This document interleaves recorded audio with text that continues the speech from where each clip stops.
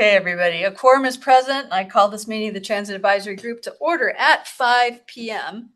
First order of business is roll call. Tim Caldwell. Here. John Frasca. Here. Rose Harris is excused. Deb Yonke. Here. Becky Kimball. Here. Linda McIntyre here, and Dave Nakagawara has an excused absence for staff. Nicole Gauthier. Here.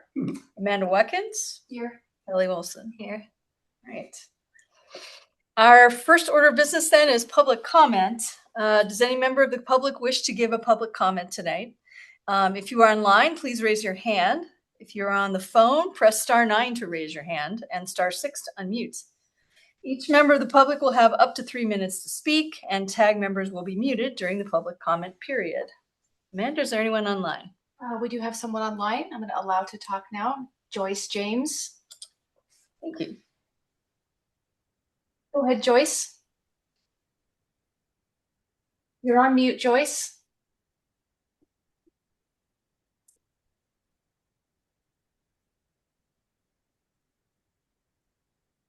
Joyce, we are not able to hear you here in the room.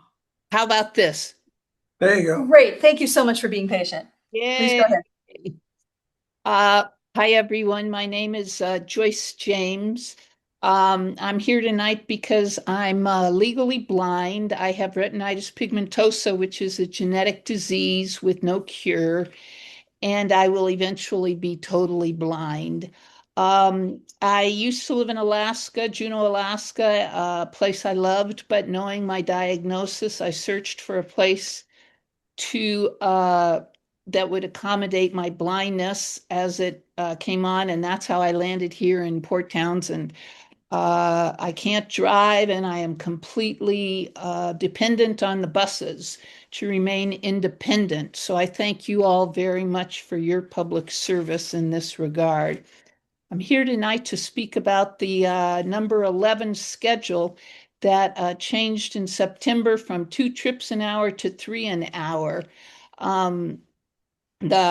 Unfortunately, they're not always able to keep on schedule. Bus drivers here have explained to me that when they get too far behind, they are just the next route is canceled instead of going out late. And that is a tremendous problem for me, and I imagine for others as well, when I'm standing on the corner waiting for the bus and it doesn't come. And just, I noticed that you have statistics on your website about trips that have been canceled in 2025, but it only included 7 that were not pertinent. And I know myself in the last 2 weeks, I personally have been impacted by 2 trips that were canceled. One for a doctor's appointment at the hospital, that I was only saved by my neighbor coming out to check his mail and seeing my consternation offered to drive me up there. The other one was some of us at the downtown bus stop in a horrible stormy windy day, and some people from out of town, some visitors who were camped at the campground, and they needed to catch this bus so they could connect with the 3 to get out to the campground. And they missed the 3 o'clock bus because of the cancellation of the 11. And so they were going to have to take the 4 o'clock bus and be, walking to their campground in the dark. And everybody was cold, and there were some young teenagers there that were dressed, the way they are. And, I think it bordered on a little bit of a dangerous situation. I have a lot of experience teaching about hypothermia from my time in Alaska. So at any rate, I want to stress that the importance of these scheduled trips are not just for me to go shopping or to meet friends for lunch, that they're really important to keep medical appointments not only at the hospital, but when I have to go to swim or I have to go even to Seattle, I'm very dependent on the buses running on time. And if I get off on this one, well, I'm sure you can see that it's a problem. So I know that you have good reasons why you wanted to go to 3 routes a day and all the same direction. And so I'm hoping we can find a way to work with that and still keep the buses en route. I'm not familiar enough with the buses or the system to know if maybe like you could have 2 of these 11 circles done by one driver and maybe the middle one done by a different driver who's also driving like the 2 or the 3 or the 4 or something, so that if one gets behind, the next one would be on time, and that would give the driver who was behind time to catch up. That's just one suggestion. The other thing would be to go. I'm sorry. She's, are we on mute? You No. haven't heard any of that? Yeah, we did hear it because public comment is limited to 3 minutes. It looks like you have Okay. about 30 seconds left to wrap up, please. Okay, so well, I was just going to offer some other suggestions that I've thought of for maybe how we could address this situation. But I really hope I've impressed on you that this is a serious problem for people who rely on the buses. And it doesn't need to, it's not like a snow day or the bridge closing. It's something that can be handled here at home. And I really beg you guys to give your attention to it. Thank you very much. Thank you, Joyce. Is there a staff response? Jefferson Transit takes our schedule very seriously, and we really try very hard not to cancel any routes. Sometimes that's out of our control, but sometimes this is an opportunity for us to think about how we can do better. So I appreciate Joyce. Joyce and I had a good conversation earlier today. I appreciate the ideas. And I'll be bringing this back to staff just to really stress the importance of making sure that we're not canceling any routes. We do take it seriously that people are waiting at bus stops. So if a route does have to be canceled, that does have a very real impact. So I would hope that our reputation to not cancel routes unless we absolutely have to, that would stand on its own. But our staff does take that very seriously. But this is possibly just a good opportunity for us to re-stress with staff and to think creatively about how to make sure that we don't have cancellations. I will say that as of late, some of our cancellations have been due to some mechanical issues, and then also to our ongoing driver struggles, our shortages, and unlike a lot of larger agencies, we don't have extra vehicles and we don't have extra drivers. So if something causes us a large delay, that can have a negative impact. But that's all. Not the public's problem, that's Jefferson Transit staff's problem. So we will continue to work hard to make sure that we're meeting the expectations of the community and not leaving anyone stranded. Nicole, did you want to also mention the CAD AVL information is going to be coming for riders in the future? Real-time information is coming. That you're working on that? It will be coming, and I don't have a great timeline as of yet for when we'll be able to roll that out, most likely next year. I do think it's interesting to note, though, that December of 25 versus December of 24, we saw a 28.9% ridership increase on the number 11 alone.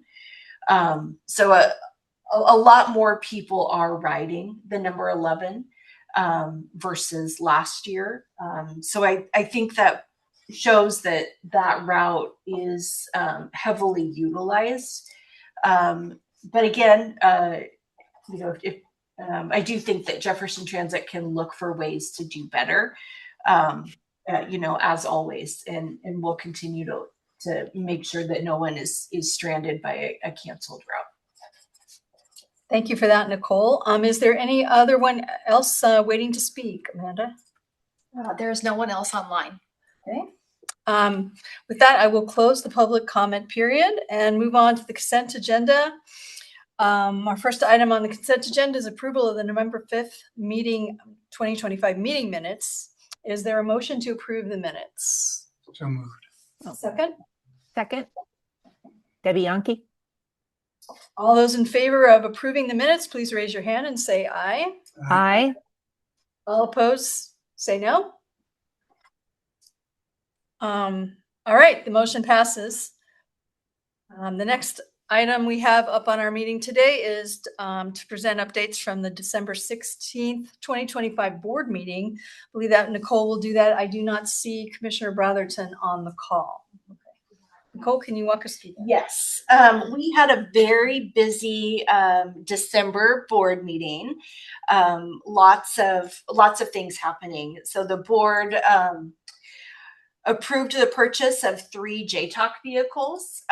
We received a grant for 3 new JTOC vehicles, so we're very excited, and we were able to Can place. you remind people what JTOC means for the public on the phone? JTOC is the Jefferson Transit Olympic connection that runs between Forks and Amanda Park.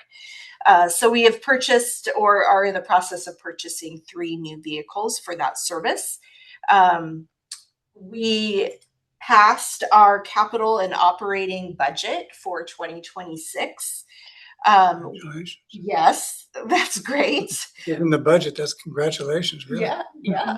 So Just looking pretty good. we the board also allowed or passed a resolution allowing me to sign a contract with Spare. Spare will be the organization that will be providing our paratransit software. So Jefferson Transit staff right now is working on setting up our kickoff meetings and starting the process of integrating that new software into our system. That really won't affect the community all that much. It's really more of back of house, but it's really vital for us. We also were authorized to move forward with a finance software procurement contract. Jefferson Transit will be using ClearGov to help with budget preparation, with our annual report. They also have a transparency tool, which we're hoping to utilize, that will allow us to have more of our budget on our website and allow the public to really kind of get a better understanding of what our budget is, how we're spending our dollars, and really just a tool to be a bit more transparent. Kelly asked or requested the board to update our marketing policy. The policy that we were updating was from 1983. So we've updated that policy, which is great. The board approved a new wellness committee policy for Jefferson Transit. We're very excited about that. And that's really more based, employee-based, a wellness committee. Kelly did a presentation on our Jefferson Transit rebrand. That expense was included in the budget. We are going through the RFP process now for some consultants, but Kelly gave a great presentation to the board on that. We had a proclamation honoring Ben Thomas for his years of service with Jefferson Transit, but as he did not seek re-election. We are still waiting to hear who our new board member will be, but we did take a moment to honor Ben on his last meeting day. We also took a little bit of time to honor Miranda Nash. Miranda Nash has accepted the deputy director position of the Washington State Transit Insurance Pool. So we took a moment to recognize her. She is no longer with Jefferson Transit. I will say her very last task with Jefferson Transit was to sit beside me as we interviewed a candidate for the finance and HR manager position, and we did offer her a position, and she will be starting next Monday. Her name is Veronica, and I'll be sure to bring her to one of our meetings to introduce you to her. Wealth of knowledge and experience, more at the federal level, but we're really excited to have her on board. And that is a good summary of what we talked about. All right, thank you for that, Nicole. Any questions for Nicole about the board update from the meeting in December? Just a comment. I was on the Transit Advisory Committee when we went through the last logo change. We Were went, you? As a very young man. yeah, we came up with the bus, the little bus thing. A lot of people went off screaming and yelling at it, but it was, people got to it. So I'll be curious to see what comes up here. Yeah, very cool. Other comments on the board update from anyone? All right, let's go then back to Nicole, turning back to for ridership reports and the general manager report. So I have included in the packet just an update for the agency work plan. Jefferson Transit staff, we've set another ambitious year. So I tried to outline some of the highlights of what we'll be working on. First is the public outreach and stakeholder meetings for the Haynes Place redesign project. Jefferson Transit's been working with Bassetti Architects on just some initial ideas on the Haynes Place redesign, but I think we're to a point where we will be calling stakeholder meetings and having some discussions. So look forward to that. Jefferson Transit's still in the process of speaking with the county about purchasing the Gateway Visitor Center. We are going to continue our work on digitizing our agency records, and that doesn't sound exciting, but it is exciting, and Amanda is leading the charge on that, and we're very excited. And I put here, hire and train a new finance human resources manager. So we've hired them, but now we need to train them. So yeah, we've done half of that. Again, we're really excited about the new software tools that ClearGov will be able to provide. And I think a good example would be the city of Sequim uses ClearGov to help with their budget book. I think you can go on City of Sequim's website and see that. Also, the city of Chelan uses the transparency tool. And that's kind of interesting. You can go on and see how they're updating, the city's updating and using kind of that transparency tool. So anyway, we're really excited about that. We are looking at the possibility of implementing some human resources software tools. We're also looking at working with an HR consultant to help with streamlining some HR functions and processes. Operations, we are continuing to hire operators and dispatchers in preparation for Sunday service. We are in the midst of planning a public outreach campaign for the 2026 service changes. And again, we are looking to launch Sunday service, I think on May 3rd. Hopefully I have that date correct, Sunday, May 3rd. Again, Sarah and her group are working hard on the new paratransit software. That'll be a big, heavy lift for that group. But I think once that new software is in, it's really going to be a game changer for dispatch. And then we'll begin the RFP process for identifying a CAD ABL system. And the CAD ABL system, for those hopefully we all remember, is really going to help us with some internal processes, but also some community facing features such as Where's My Bus, and if we can afford it, to maybe doing some passenger counters and some information like that will help us be better at planning. And then Kelly will be Working on the rebrand process. She has already put out the RFP, so we are looking at next week, I think, as the closing date for the RFP. In maintenance, we are working on resolving our fire suppression system issue. We have not yet been able to move into our third maintenance bay, but we are working to resolve that issue. Working on continuing the design on our facilities building. This year, we need to work on developing a fleet electrification strategy. Where we'll be purchasing some additional bus shelter replacements. We're also looking at researching and purchasing some lighted bus stops. And that might be something where we're talking with TAG about where would transit benefit from, a lighted bus stop, and whether that's, there's all different kinds of models, all ranging in different prices, but that's something that we're looking at that was identified in the climate action plan. Was how do you allow people to feel more comfortable while they're waiting for a bus? So looking at that, looking at completing an energy audit for Four Corners, and looking at replacing some of our fuel management system and tank monitoring upgrades for our fuel tank.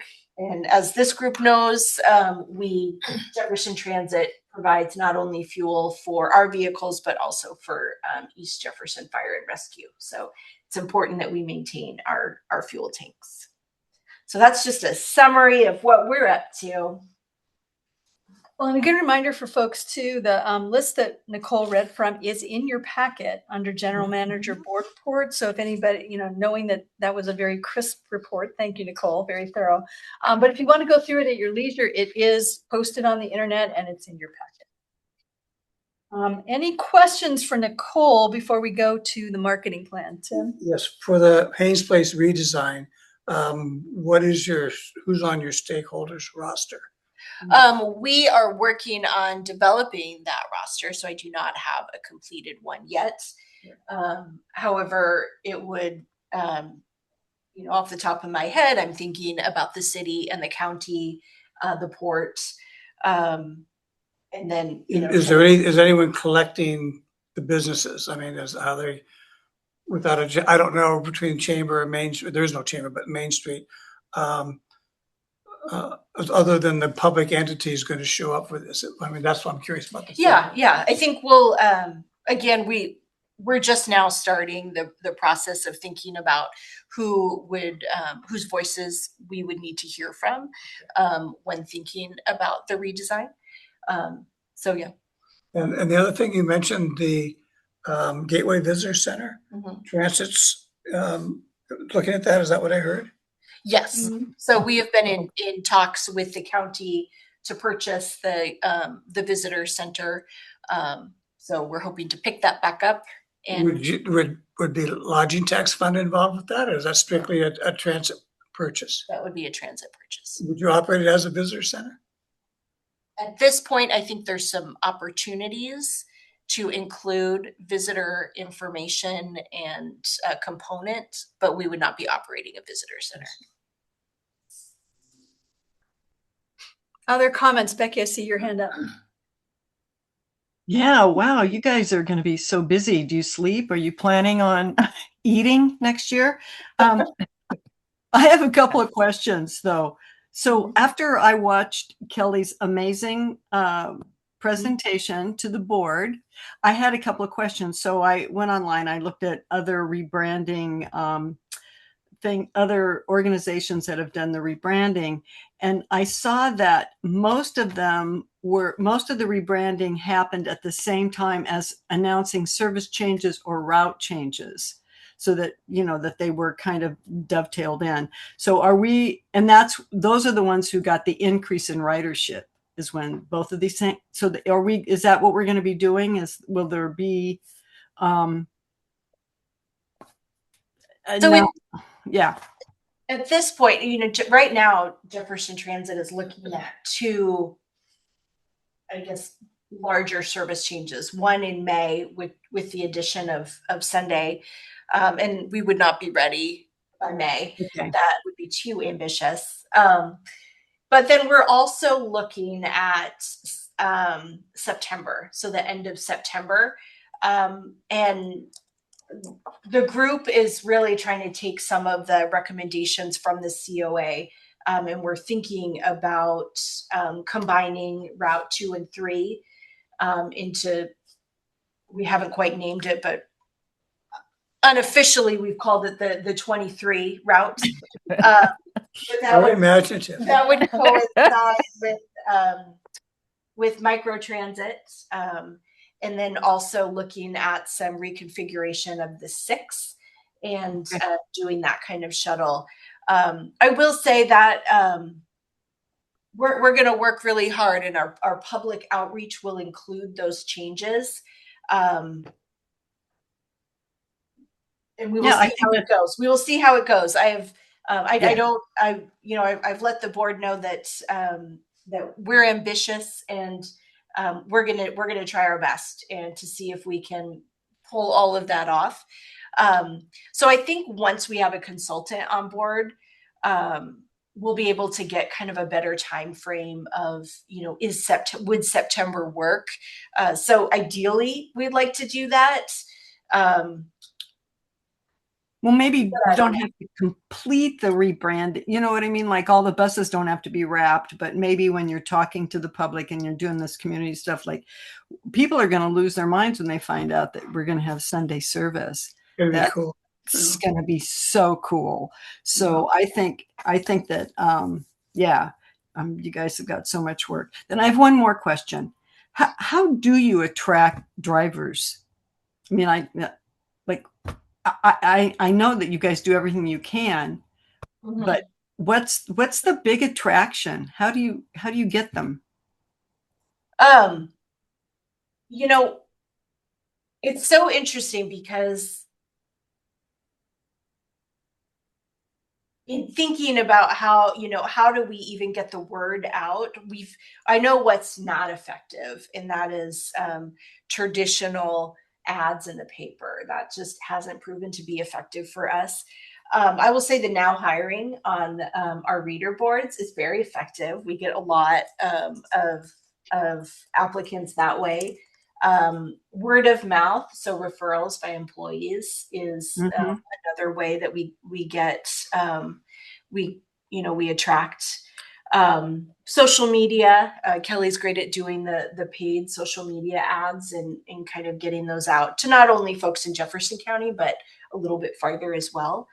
But yeah, it's, and if we can get someone in the door, and we can really talk about Jefferson Transit and our benefits, that's usually where we hook them. I'm really proud of the benefits package that Jefferson Transit can offer. It does offer. And so usually, if we can get someone talking and we can really let them know about what the agency has to offer them as an employee, that's really. Would it be reasonable? Like, I don't know what your community outreach is going to be, if there'll be any tabling involved, because, Debbie and I, we live for tabling for transit.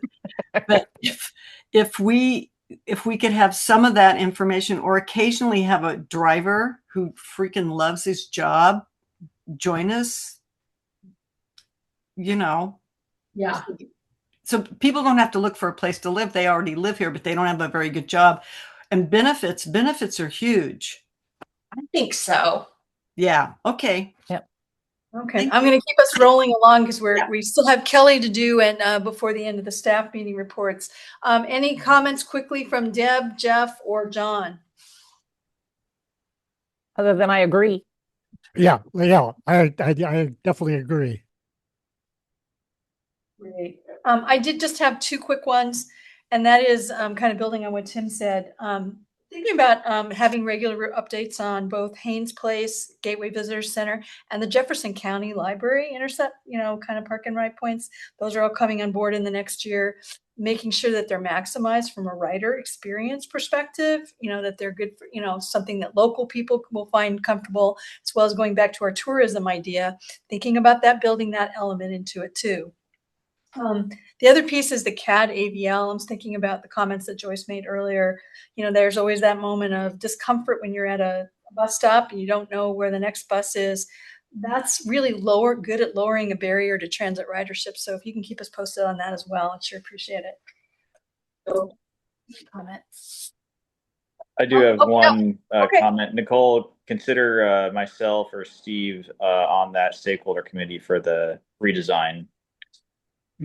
Olympic Discovery Trail is going to be going through there, so we want to make sure we account for that. Great. Yeah. I've already clued Steve in. I've shown Okay. him preliminary plans. Good. Great. Okay, then. John or Debbie, anything? All good. All right. Let's move on to Kelly for short update on marketing. I know probably everyone's already seen the presentation, the great presentation she gave at the board meeting on December 16th. Yes, I'm going to share my screen just so you can see my report. It was in the packet, but I'll just go over some highlights. 2026 is a busy year. Some of my projects from marketing department include digital accessibility compliance. The Department of Justice passed a law that websites have to be ADA accessible.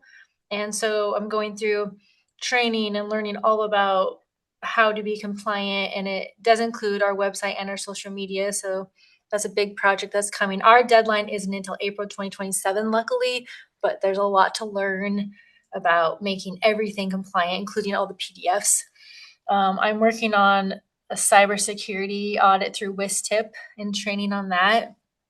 I will later in my report show you my enhanced print and digital advertising plan for the year.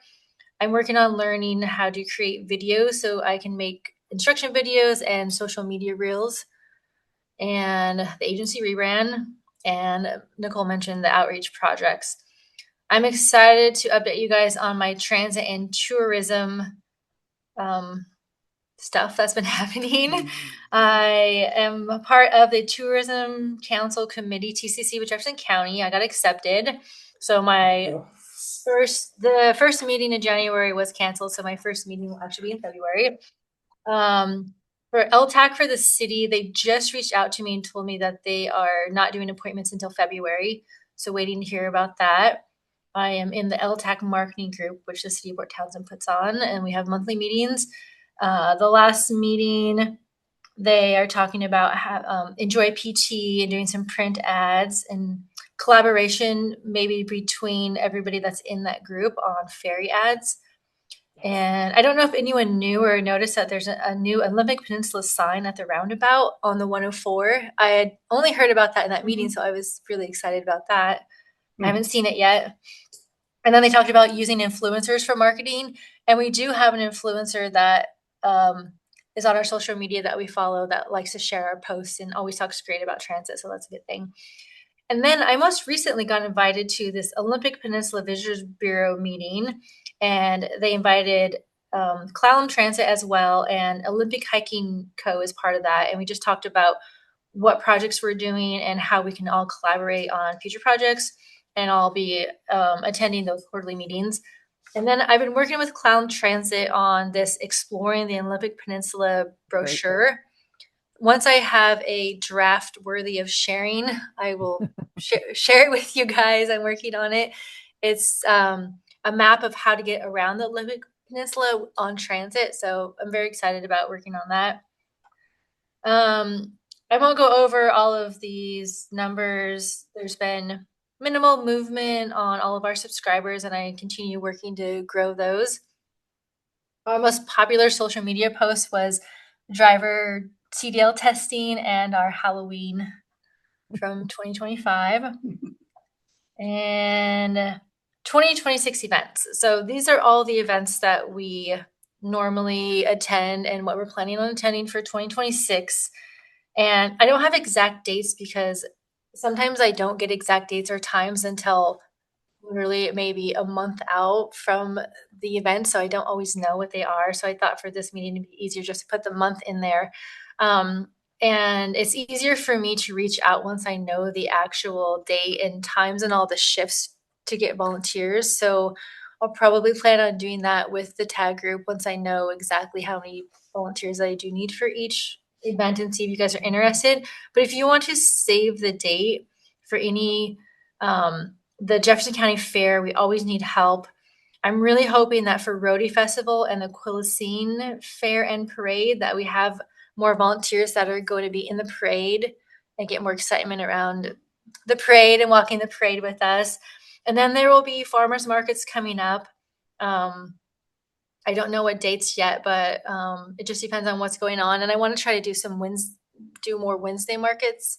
So I will reach out when I know the dates for that. And then there's a bunch of pop-up events that are coming for the service change, but I think staff are going to take care of those ones as far as I know. And then I'm working with human resources on trying to get into more job fairs and reach out to colleges and do some job fairs at the colleges.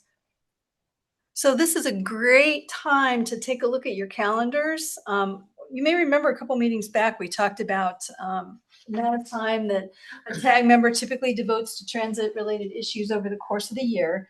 And we had tentatively asked everybody to participate in 2 events. So take a look at this list and see what might fit your schedule. This is a great way to show our support to the community for transit and also to support our staff members who take time out of their weekends often to do these events too. So we can stand beside them and answer questions from the community and share our enthusiasm for transit ridership and all the benefits that it provides. This is our beautiful bus and the Roadie Parade. We did not win a prize, but almost. So 2025 was my first year of being the marketing manager, and I didn't have a solid plan for advertising. I just kind of did it as it came up, as I saw the need. So for 2026, before the budget was due, I actually planned out the entire year to go so I could build my budget for what ads I wanted to do, both print ads and digital ads for paid ads. So this is kind of like a high level for each month of the year of what I plan on doing for print ads. So I have some leader ads in there, and it's very flexible. So I can, if something is needed, I can move stuff around, or I could pick a different size ad depending on the budget. But this is the plan. I plan on sticking to it. We are in Coffee News now, which is great. So they're little black and white 3x2 ads, but each month there will be a different ad coming out there. And then I have plans for some paid Facebook ads to try to gain more followers, and regular Facebook posts will go on throughout the month. But I have some PDN ads in here. I would really like to get a featured ad in the ferry advertising. I've been looking into that, and I just want to make sure that it's valuable of our budget money and that it will actually be seen. So I'm still looking into that. But this is in your packet, so you can see this is my plan for the year, and it's all in the budget, and it can be flexible and moved around. Sounds great. We're about 20 minutes over our staff time, so I'm going to cap it there and move on to the rest of the agenda. If there's any burning questions, though, recognizing that we have opportunities to ask staff questions offline as well, I'm going to ask for those right now for Kelly, and then we're going to go on to new business, new agenda items. I do have one quick question, and that is for the marketing effort. Are you going to have a marketing plan that we can get to review? Is that going to be a product, or are you going to do it in pieces? So I have put together a marketing work plan for myself for the year for my marketing department. That's not you're not an RFP for consultants. Are you talking about the agency rebrand? Yeah, the rebrand, and but that would be a marketing plan. There's rebranding. So is there going to be a plan, a document that we'll have a chance to review? You know what? After we meet with the consultants, we'll have more information, and I'm sure that they will have some sort of plan or report, and we'll have more information that we can share after. It'd be great for us to have a chance to weigh in. Okay, thank you. Also, the other thing that has not come up yet, recruitment for new TAG members. We lost a couple members recently, and new tag members. We're going to be getting ready to go advertise for them. Will that be part of the rebranding effort? And No, that is separate, and I have that on my to-do list to work on Great. some mock-ups to show you guys. So yeah. Sounds great. We'll look forward to that in March, maybe. Yeah, probably sooner than March, maybe in February. Thank you for that, Kelly. All right, we're going to keep things moving along here. For new agenda items, does any member of the TAG have any new agenda items to add that are not already there?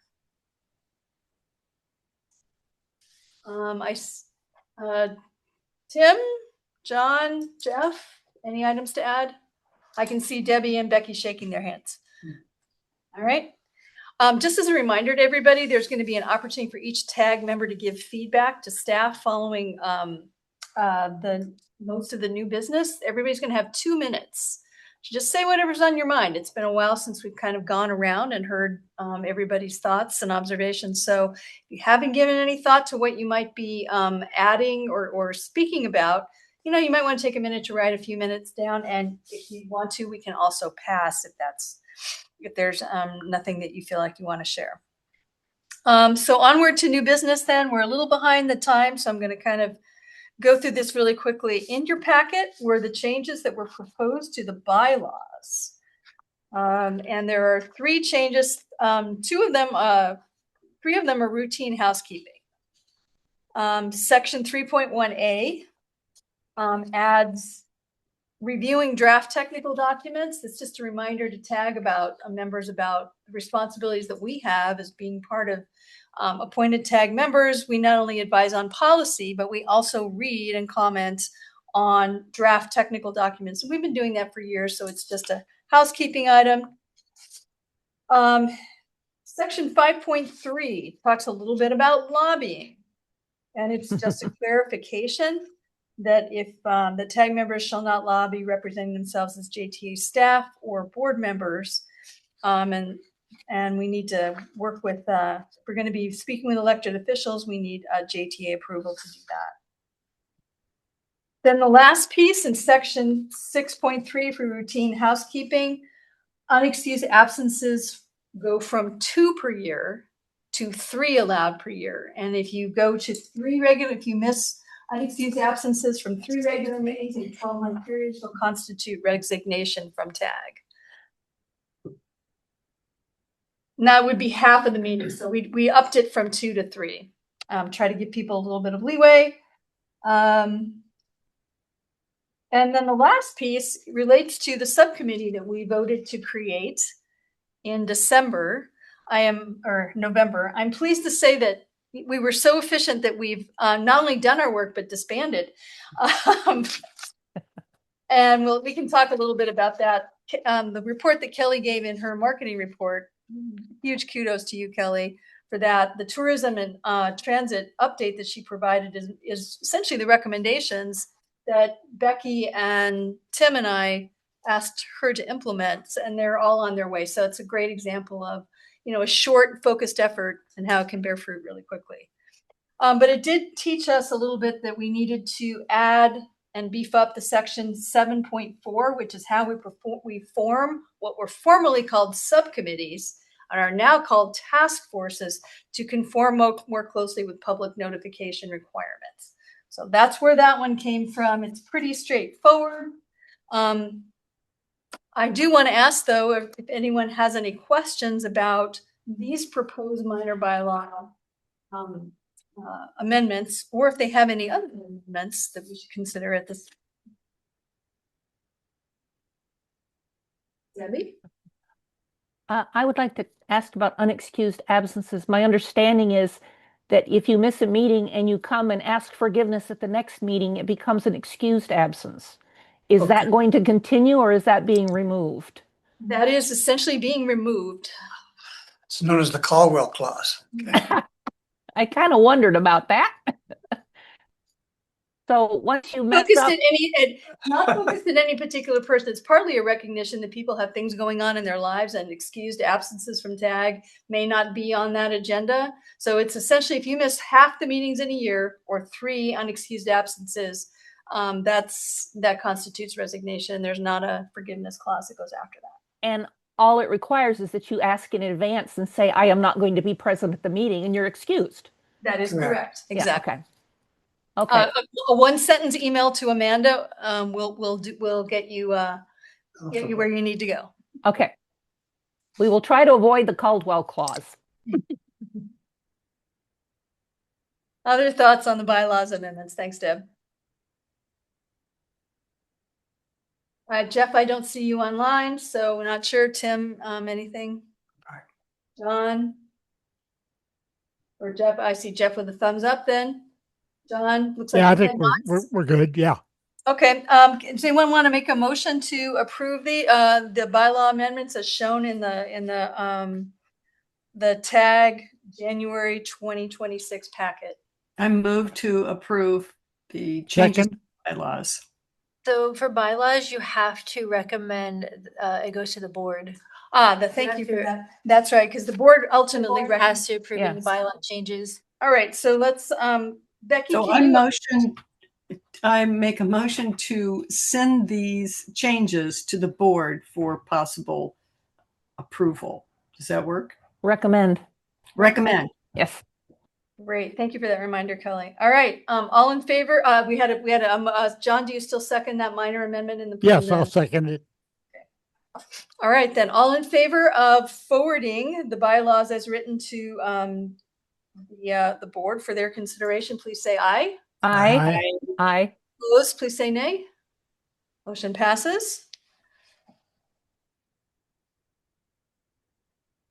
All right, and then we're going to get to now our kind of the heart of the meeting, which is getting ready to plan for 2026. And staff really teed us up so nicely. We can think about what it is that they're doing in 2026. And now it's our chance to think about what we're going to be doing in 2026 along with them and along with the board. So we asked in December, all the TAG members to come prepared with feedback for goals and work plan ideas, any kind of task force needs and anything else. We heard back from one person. Sorry. It's okay. Holidays are a busy time of year. It just meant that, people were busy. So I want to start by asking, based on the staff issues that you heard earlier, both from the general management report and from the marketing report, are there any areas of focus for TAG that you'd like to see us tackle in this year? And I'm going to display a list of potential topics and items for 2026 on your screen in just a second. But I'm going to toss it out to the group as we're getting ready to present that on the screen. And we can go around to each individual person, or I can just ask for any ideas spontaneously. There is the list of potential topics for our 2026 meetings. We have 6 this year, as we do every year. These are some of the topics on this list that have come up in previous meetings, like youth mobility has come up multiple times. Onboard rider safety, that came up a couple times. So, and that also includes the issues and the items that Dave submitted. So that's the list that we have to begin the year with. Any thoughts on this list? Is there something you see on here that might be a priority? Is there something missing from this list that we should add?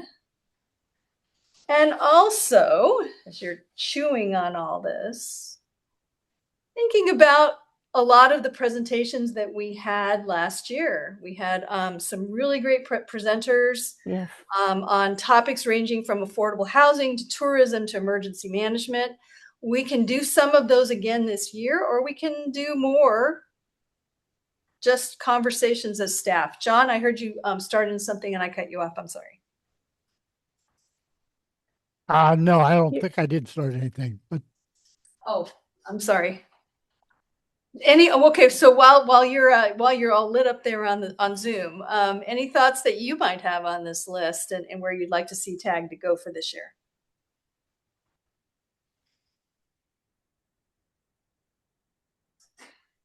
I have my hand up if you want. All right, Deb, we'll go to you while John's looking at the list. Oh, I'm sorry. John D., are you ready? No, I'm not ready. Okay, I will talk then. I have a question based on Kelly's presentation. I'm wondering if we're considering any alternative media for advertising. I'm thinking specifically about the Jefferson County Beacon. Are you considering adding the Beacon? It has a very different readership, and it seems that readership seems very transit friendly. They're very much engaged in affordable housing, which is densification, which is very transit oriented, and they are very climate forward. And they're trying to survive, and I would really like to see if it's possible to provide some advertising to the Jefferson County Beacon, as well as the other newspapers. Thank you. I can definitely look into that, Deb. I've never heard of them. I'll send you a link, I'll Kelly. send you a link. Okay, yeah, I can definitely look into it. Okay, they're really trying, and they're putting out articles that I think are really future forward and would relate to transit use very much so. So I would really like if you would consider them. Thank you.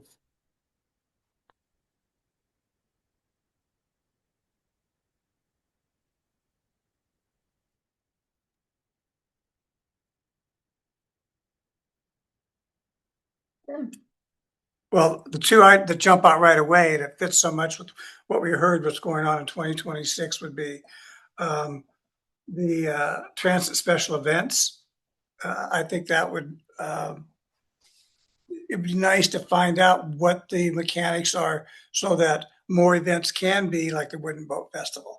And also with the amount of outreach we're trying to do and what we're doing with both the Haynes Place and the Gateway, that opportunities to hear from the other transportation agencies. I think those two would be fine. And if you could shoehorn in between there, not during the summer season when they're busy, but to get Centrum and the Maritime Center and those, the people that are made for marketing. Because again, I know I'm preaching to the choir here, but there's no centralized focus of promoting Port Townsend. You've got the Maritime Center, you've got Centrum, you've got Transit. Without a chamber or some sort of entity, there's no one that's doing a generic promotion of Port Townsend or East Jefferson County for that fact. I mean, TCC and LTAC are trying to do that. So jumping into that fray to me makes 2026 an incredible year. So I would like to see those two and possibly hear from our promoters in town that do it for a living. Are you thinking maybe that we would have as presenters somebody from Centrum? Yeah, to get, Jake from Maritime Center and that kind of a thing to just say, here's how they've made it work with transit. Is that a template that other festivals could use? Yeah, great suggestion. Jeff, your hands up. Yeah, first about marketing. Have we approached Production Alliance, who organizes many of the events in Port Townsend? Good idea. So, for example, they did the New Year's, the first night. They did the boatyard party in the fall, and many other events in town. So, at least getting on their advertisements and telling people how they can take transit, Yes. or maybe there's other ways of marketing. And as far as the list goes, I agree. The events one is of interest to me. I also like the annual audit of routes. We just passed our active transportation plan, so I have some ideas of how maybe we can adapt together to make some changes or consider changes. Good.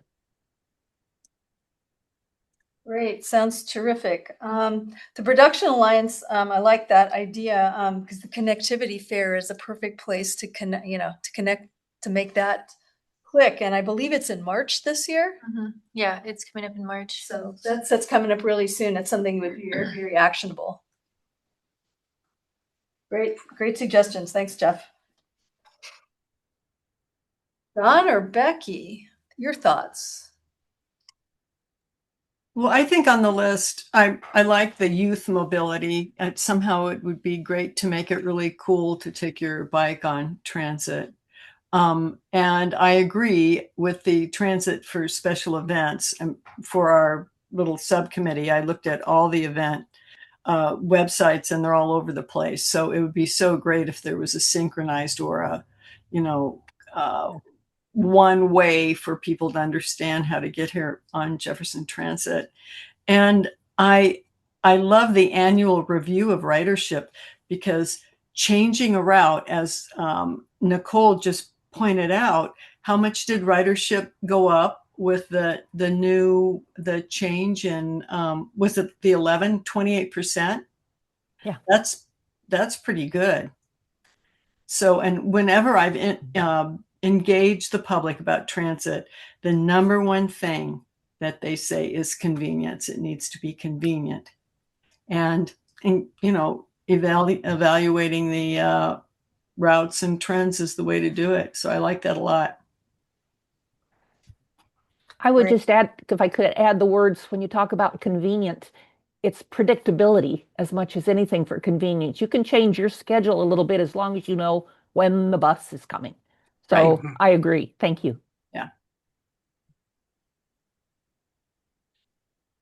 Great, good feedback from you too, Becky. John, we're going to circle back to you. Okay, well, the one of the things that definitely catches my eye is the down near the end where the national trends on rural transit. I think that's something that we should take a look at. Yes. They all have definitely good benefit for us. I think we certainly, I agree with the comments that have already been made. Okay. So Jeff, before we go to you, I want to ask you guys kind of as a group then, this list, I've been taking notes about, the priorities that each person, everybody has shared. And this is something we can definitely do. We have 5 other meetings through the course of the year. We can do this full list. But I do want to ask you at this moment, right now we have 1.5 hour meetings, and it's pretty tight to facilitate it and get a good discussion in. So here's what I want to toss out to you guys. Would you like to have more substantive conversations like the bullet points that are on here, and maybe go an additional 30 minutes in each meeting, giving us a little time and a cushion for discussion rather than having to rush? Or are you kind of more comfortable just having the presentation, listening and absorbing it, and then going on to the next meeting? Thoughts on that? Do we have enough time? Well, I'm for sticking with the time we have and then adjusting our front end to either get through it quicker or limit the time so we have. Particularly if this is going to happen at every meeting that we're going to have a special presentation, or if it's just 2 or 3 over the rest of the year, then we can adjust for that particular agenda then. And cut out or at least reduce the housekeeping. Yeah. Okay, so you're willing to make that trade-off to get to some of those bullet points, Correct. to have less housekeeping and maybe more in the packet in advance? Correct. Yes. Okay. I agree. Yes, Great. Yes. I agree too. Okay, so more presentations, less housekeeping. Jeff, over to you with your hand raised. Another bullet point, maybe it's a presentation, maybe it's an ongoing discussion, but again, thinking of the active transportation plan, is maybe noting accessibility to transit stops and understanding, where people are struggling, where would we prioritize improving access to transit, and, looking for grants that might cover that. Yes. Okay, I added that to the list. Thanks, Jeff. Definitely. Okay. Okay, that's great. That's great feedback. Before we leave this topic, then I just want to make sure at the end there's this, question mark open for others. Are there other things on anyone's mind that are not on this list that we should be adding and considering for 2026? I'll just say I've really enjoyed the presentations from specialists in the community. I think as much for their learning as our learning, that they know what we're doing as transit.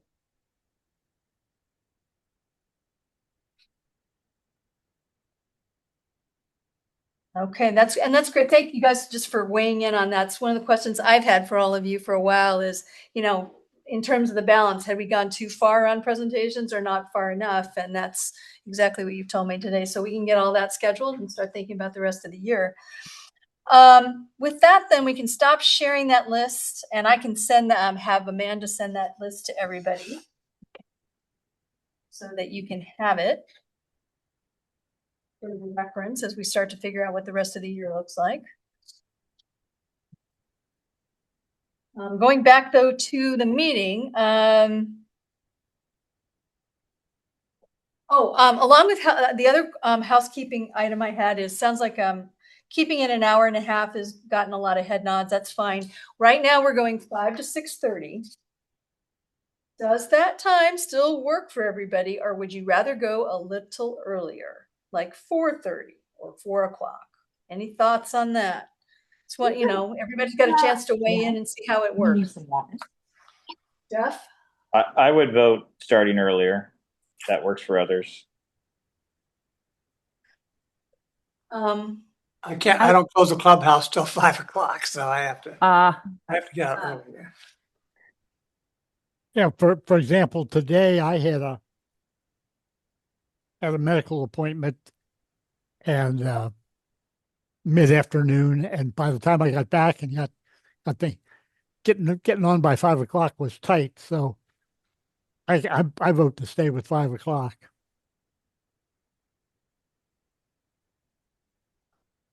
So a couple for staying with 5 o'clock. Anybody have a burning need to go earlier other than Jeff? And I'm not trying to single Jeff out. I wouldn't harass anybody about it, but I wouldn't mind going a little bit earlier. But if there's no way that Tim can make it, so Yeah. if he closes the clubhouse at 5, but 4:30 would be great. So if I added a note that said 4:30 in the future, if schedules were to change. Can we all write a note to the Camas Prairie people and ask for Tim to be excused early? I think we all show up there, except to be a quorum. Yes, you can. Maybe we could come and meet in the cafe. Yeah. No, I'm for whatever the working people on screen need.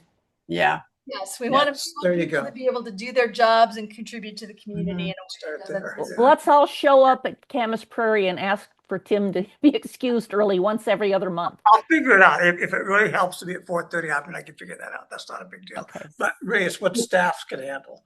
That's what I was. And it's easier. It should be easy. It should be easier for staff because it's less time out of their evening. Yeah. Right.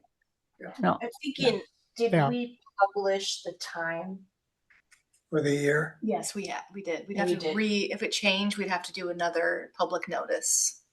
Okay, but let's leave it open as it sounds like, because I also agree 4:30 would be better if it's possible, especially because my main concern is everybody on the tag, but also staff recognizing, for many years of public meetings myself, that's asking for them to take time out of their evening away from their families. So if we can be a little easier on them, I think that would be helpful. So Yes. I think if I remember correctly, Brandon had a hard time as a worker getting here earlier, and that's why we moved it to 5. And I'm wondering with our recruiting if we're hoping. I don't know if it makes maybe a little bit more sense to wait to see if who we're recruiting, because I'd hate to eliminate someone because they have a 8 to 5 job, or I don't know if that makes sense. Mm-hmm. Yeah. It's not burning. I think it's just kind of, this is as we do our annual work plan, this is kind of where everybody weighs in on where do we want to go through the year. And if we have a preference that we can head in that direction. So we don't have to implement it for the rest of the year now. Okay. But if we're going to be looking at recruitment, getting ready for March, that means, it's on our minds and it's in the notes of the meeting. And I know Amanda will get that particular item noted for the future. Yeah, and I'm sure that if I can be available by 4:30 if necessary. This regular this appointment is regularly every 4 weeks on Wednesday, and that's why it hits it's the same day as this meeting, but I can make it an earlier appointment if I need to. And John, we Well- would give you plenty of extra notice for that so that it's not like an hour before the meeting. You Yeah. know, we have to do public notice on it. So, you know, we'd have at least a month or two in advance for everybody to know. Right. So let's keep our Yeah. finger on the pulse of that for next time. Let's bring it up at the next meeting. We'll have more information on recruitment as well. And then we can kind of maybe as a group, make a decision then. Good. Great feedback. Okay, thanks. Appreciate that. With that, then, anything else on 2026 calendar? You know, the topics, any kind of goals or work plan issues that you have before we go to our round robin session? Give everybody a chance to say what's on their minds for 2026 for transit.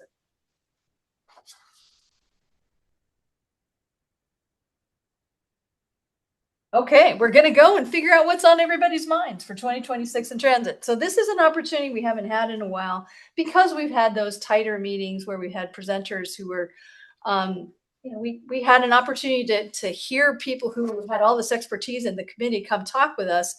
And we don't, you know, it's difficult to say, you know, you only have 10 or 15 minutes. So I think this year I'm going to be trying to manage that a little bit differently, but also regularly give you guys time to do what the Transit Advisory Group name implies, which is give a chance to give advice to staff. If there's something that you're seeing as you're out riding buses or a trip that you're trying to plan or a hurdle that you're seeing or a barrier you think could come down, this is our chance to just kind of go around as the tag and say anything that's on your mind, anything you'd like to be considered for 2026 that you'd like staff to consider, or anything else you think the tag as a group from a work plan standpoint should be adding. So I'm going to ask, we're going to do it in the same pattern as roll call. That would mean we'd be asking Tim Caldwell to kick it off as the first one on that list, and that would mean John Frasco would go second. So I'm going to call on everybody and give a quick note to who's coming after that person so they're not caught by surprise. So Tim, your thoughts? Thank you for this opportunity to vent. So, no, I think it's very symbolic that if you go downtown now and a building has been torn down for probably the first time in decades. And again, I go back to the people who were involved with that saying, well, we don't need parking because most of our customers are coming by water, which I don't know if he was tongue in cheek or not, but I love what is going on downtown. I love the fact that Centrum is close to a lease with the state. So the thought of them being around this coming year is a little more secure. And I think what's fantastic, what transit is doing in 2026. The focus on two different visitor center / park and ride properties at the Gateway and at Haynes Place. That's going to be an interesting thing since I've kind of been involved with that since the last 25, 30 years since it was built. Well, in fact, it is 30 years. So that plus the involvement with the tourism group, the whole idea of public outreach and going back to 7-day service again, Sunday service. This is going to be a remarkable year for transit. And as an advisory group member, just to kind of seriously just get on the bus and enjoy the ride. I think this is going to be an amazing year, a very, very busy year. So. Get on the bus and enjoy the ride. I think that could be a great theme. Might even be a great branding theme. There you go. Yeah, Tim Caldwell said.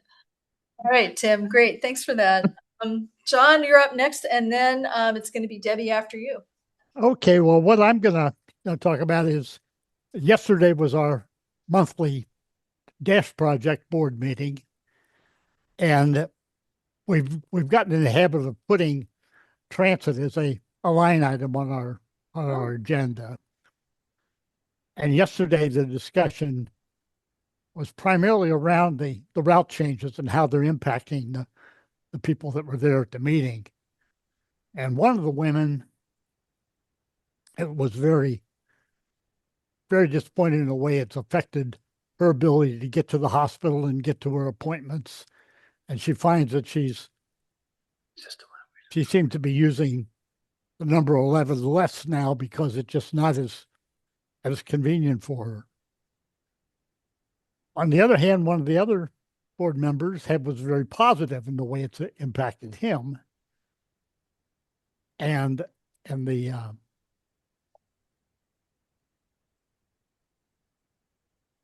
I guess I was very pleased then to hear that the ridership has increased.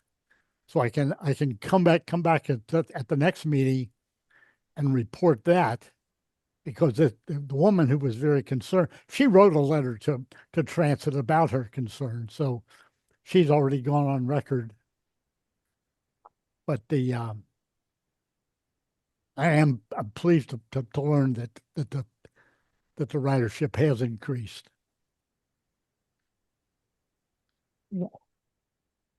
Yeah, that's excellent news. I'm really glad you had that back to bring to our attention, Nicole. Thank you for that. John, anything else before we move on to Debbie? I think that'll cover what I have for right now. Okay.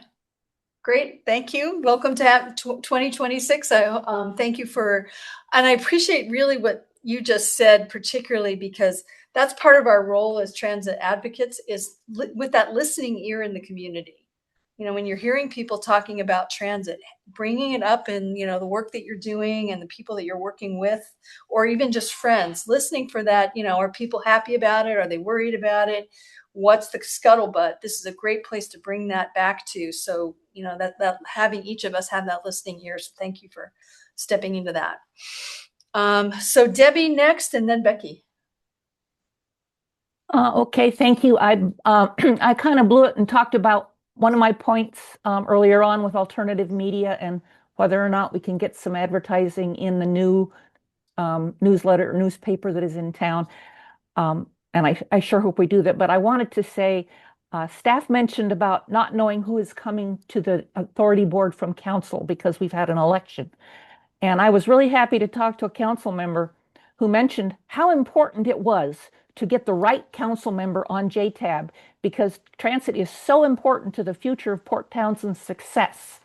And I just wanted to point out we have come a long way from the time when a council member informed us that transit was for the poorest of the poor. Mm-hmm. So I'm very pleased with where we're going and where we've gotten to, and keep it up. Thank you so much.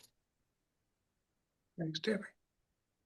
That's great. It's always important to recognize and celebrate a success, and that's something that we can really put on our agenda for 2026 as well. Recognize it. Becky, you're next, and then Jeff.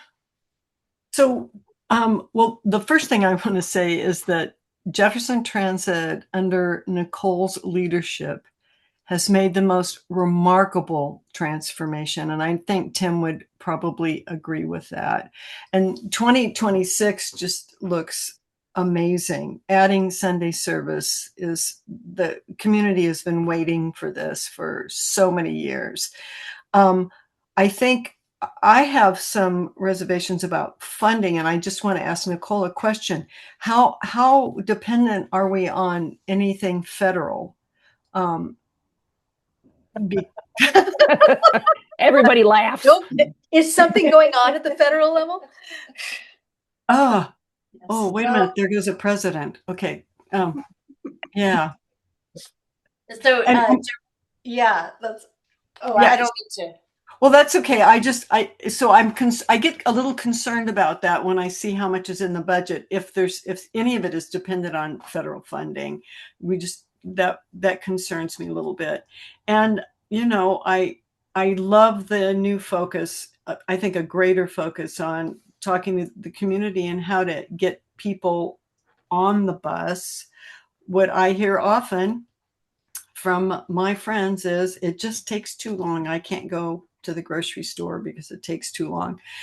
But I think that with some of the route changes, that'll get better for all of them. And I think it would be great to use us to start recruiting drivers.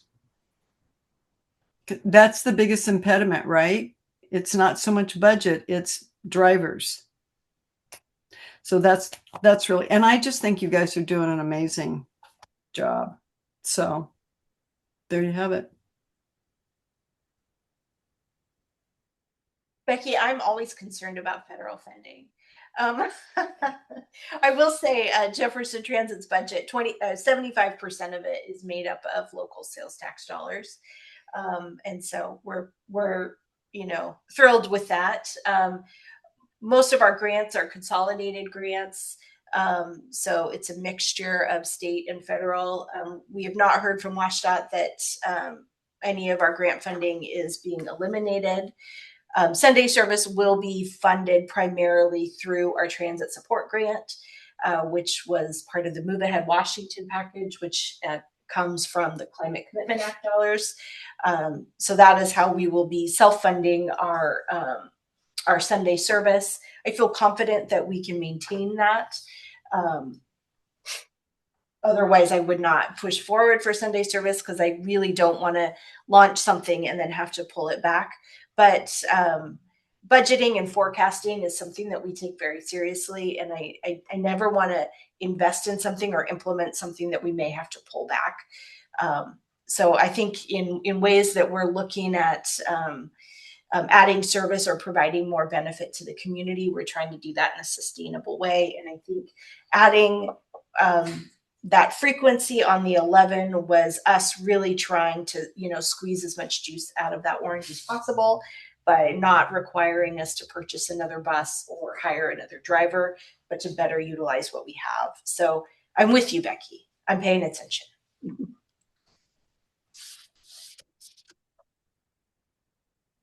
All right. Okay, then Jeff, you want to back clean up and then I'll go and we'll probably close out a little bit early tonight. Yeah, I kind of mentioned it already, but the really the theme of the active transportation plan, or one of the larger themes, was connectivity, connected routes. So again, just kind of looking at that plan, looking at how it relates to transit, and looking for network improvements. I would say an ongoing goal is the city and transit to continue to work together closely. When we're doing a project, how can we connect with transit to make some low cost improvements along the way? And then also with connectivity, continue to understand how Jefferson Transit can connect to other transit authorities in the vicinity, whether it's on Whidbey Island or as you're going towards Seattle. So just continuing that to grow our network. I did have one. We were talking previously about advertising on Washington State ferries. I have seen a lot of handouts and marketing materials. I think Port Townsend is even. I think I saw something for Port Townsend in some of the flyers now. So is that a free way of advertising? If we could be in some of those handouts, so as our people waiting around, they could understand, oh, I can connect to Port Townsend via bus. So it might be something to consider. It's too certified, isn't it? Some of the very. To build on that, is it possible to work with WSDOT to get a sign that says bus ahead? When you get off the ferry, bus stop ahead, 1,000 feet or something like that. Where are you thinking? Coming off the Coming off the ferry. Walk off the ferry from Coop. Yeah. I don't know. But that's like a low hanging fruit connectivity piece right there. Just like that there's a bus stop very close. That's kind of what you were is that, Jeff, is that what you were kind of thinking about, is all those opportunities for connectivity between modes or something? Yeah, maybe someone is discovering that information, but they brought their car this one time. Maybe they'll see it and the next time say, oh, maybe I don't need to bring my car on the ferry and I can just walk on. And I know there's an option for connections within once you get to Port Townsend. Mm-hmm. You know, I would absolutely agree with that. I mean, to get into Coopville and Oak Harbor and explain where you could park your car and walk on, so you don't have to worry about having a reserved site during the summer or whatever. Yeah, I don't know how far reaching it is in terms of letting them know in the community before they get to Keystone, then find out they could have left their car and walked on. You know, that's information that should be over on Whidbey quite a bit, I would think. Great. Something to think about anyway. Anything else, Jeff?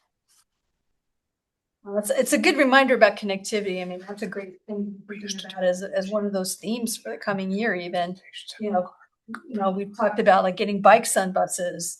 So between connectivity, you know, and Jeff reminded us about the Olympic Discovery Trail connecting into Haynes Place. So, you know, how do we not only connect, you know, thinking about transit, but how do we give direct connections between travel that don't involve a I had one last thought. I just remembered it. Have we approached any of the schools to get into their newsletters of saying, "Hey, Salish Coast, this bus operates in your area," or the middle school or the high school? Whether it's the parent seeing it or the student seeing it, you know, it could be a good option because school buses are not always a convenient option because you might be on the end of the route and it takes an hour plus to get to school. So it could be a worthwhile investment in time to get into those newsletters. Yeah, I have thought of that, but I haven't looked into it yet. And I have plans this year to do some more school outreach at the different schools for different age groups. But that's a good idea. So I'll definitely look into what newsletters we might be able to get into. Great. As we think about that, would it be worthwhile to ask two of our JTAB members, John and Vivian, to come talk with us about school transit at some point as potential speakers? Yes.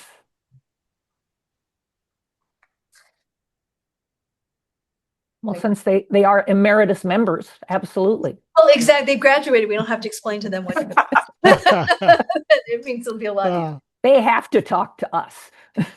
Turn it.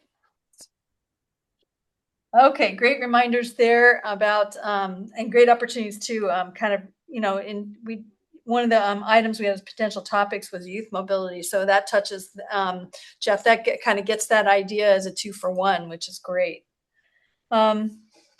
So I'm going to back clean up really quickly here in the last few minutes. I want to echo all the accolades that are coming the way of Jefferson Transit staff, Nicole and Kelly and Amanda. You guys are doing a tremendous job. I worked for 20 years in the National Park Service, and I worked on rural transit systems during all of that.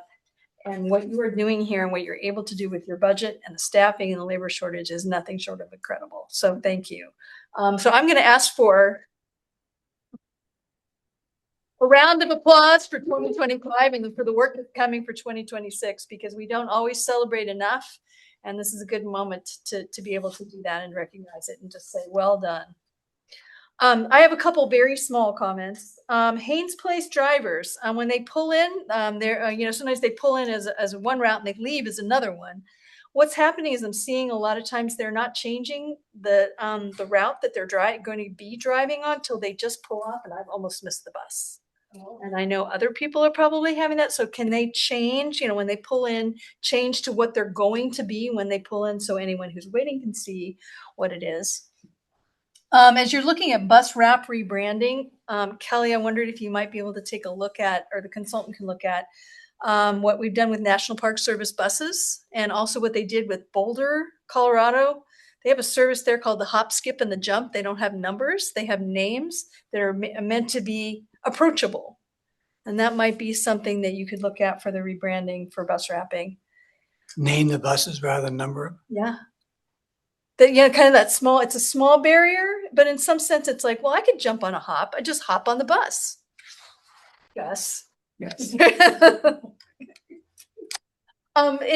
had had us. That was one of the things that they piloted when they launched it in the 90s, is trying to say, does it matter what we name them? And they found out surprisingly that it did. And having little bunnies hopping everywhere, that people were like, oh, okay, maybe it's okay for me to be on there. We've talked a couple times about having an ITS sign at Sims and Haynes in the summer to direct people into Haynes Place to say, hey, downtown parking is competitive, whatever the message is, please park here. You can take the trolley down. It runs 3 times an hour. We don't have to put all that on the ITS sign, but I wonder, depending on the budget, since renting an ITS sign is relatively inexpensive, if we could do that as a pilot and see what happens.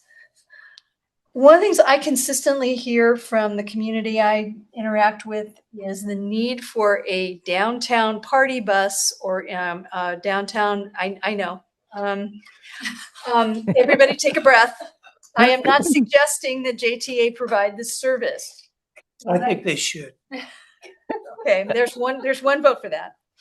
What I do think, though, is kind of similar to what a couple different people have said about special events, is that it's time to kind of take this conversation maybe a little more seriously and say, if it isn't the role of JTA to do this, and given your direction, it is not. At the same time, who can provide coaching to people that consistently have this feedback? Because downtown could purchase a van to do exactly what they seem to be saying all the time, but they could benefit from, what does it take to do that? A CDL, commercial driver's license. So maybe JTA can provide coaching and mentoring rather than providing the service, so to speak. And that is honestly an economic opportunity for the community, the same way the taxi service that recently started. So maybe we can start shifting the thinking a little bit instead of saying JTA can't do that, and then a hard no comes down, that we can shift to saying, hey, let's talk about what it would take to do this and tap JTA's experience and see what's possible. So those are my small items. And again, I just want to say thanks to not only to staff, but to all of you on the tag, to Becky, who has her hand up, and I'll get back to in a second, to Becky and to Tim, to Deb and to Jeff and to John and Abstentia, both to Rose and Dave as well, to say thank you for allowing me to be your chair over the last year. I look forward to serving you again this year. It's a great experience to work with all of you, and I love being with people that are passionate about transit and see a future for it beyond kind of the ridership of yesterday into the possibility of tomorrow. Becky, your hand's up. So thank you so much. It's been a great ride here, and hoping to continue it. So your idea about the party bus, it would also benefit the employee and the employers of restaurants in particular, if they could get mentored and have a bus to, bring their employees back and forth, because that's always the complaint. Well, I don't want to walk, at night to the bus stop, or and I think that could be a perk, and somehow we could incentivize the business owners to do that, if their employees would participate. But exactly, that's the idea of lowering the barrier, is saying if JTA can't do it, doesn't mean JTA doesn't have a role to play in the conversation. And if that's a desire for the community, then it's time to kind of get over that hurdle and say how, rather than just JTA figure it out, because that's not the role of this agency. I'm going to do one more thing. Okay, it's 6:30, Becky. One more thing very quickly. One more thing. Tim, I love the whole thing with the hotel downtown. I think that we should be reaching out to them, and from the very beginning, they should be promoting transit and Haynes Place. I agree. Sounds good. Okay, all right. So we're going to go back to public comment now. Does any member of the public wish to give public comment? If you are online, please raise your hand. And if you're on the phone, press star to raise your hand or star 6 to unmute. Amanda, are you seeing anyone online or on the phone? Yes, we have Joyce James. Okay. Go ahead, Joyce. Hi, me again. I just wondered, I was kind of hoping, I guess, that my request would show up on your projects for 2026. And so I wonder if that could be added to maybe have some liaison with the dispatcher to find out how many bus routes are actually getting canceled, or bus bus trips are being canceled on the 11th, and especially if ridership is going up, how we're going to address keeping the bus on time for those 3 per hour. And so how will this get addressed is my question, or perhaps you can tell me how I pursue getting this information and getting some suggestions made to you and or to staff. Okay, thank you, Joyce, for that. I'm going to close public comment then. Is there a staff response? Joyce, happy to hear your suggestions. You're more than welcome to either call us and provide those, to email us. However is easiest for you to provide that information. We're happy to take that information and document it. And again, I had mentioned that I'll be working with the ops team, which includes dispatchers, and really taking a look at the 11 and how we can improve it and ensure that you're not waiting at a bus stop for a bus that's not coming. So you have our attention, and our commitment to continue improving and looking at what we've done and how can we make it better going forward. Do you have an ops person there right now? Public comment. I'm sorry, we have concluded public comment, Joyce. Okay, So sorry. I'm sorry. We are getting ready to adjourn for the night. It is 6:30. That is when we adjourn for the night. So I adjourn this meeting of the Transit Advisory Group at 6:31 p.m. Our next meeting will be on Wednesday, March 4th, 2026 at 5 p.m. in person at the Jefferson Transit Authority headquarters or on Zoom virtually. Thank you very much for your time and attention tonight. Thanks. Thanks all.